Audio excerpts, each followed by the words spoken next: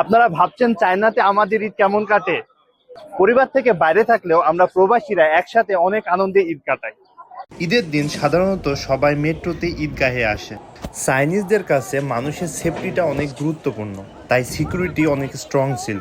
যেহেতু আজকে ঈদগাহে অনেক মানুষ আসবে, তাই মসজিদের সামনের রাস্তাটায় গাড়ি চলাচল বন্ধ রেখেছে।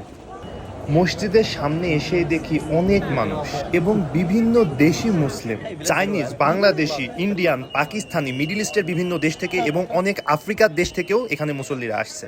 গেটে ঢুকতে আমাদের সিকিউরিটি চেক করা হলো। মসজিদের জন্য অনেকেই ডোনেশন দিচ্ছে। এই মসজিদে মহিলাদের জন্য নামাজের সুব্যবস্থা রয়েছে।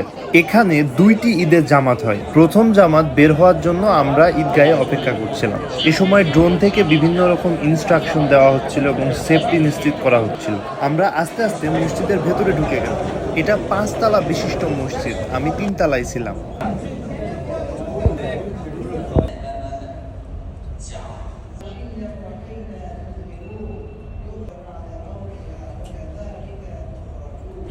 নামাজ শেষে খুতবা এবং খুতবা শেষে আমরা বের হয়ে আসলাম।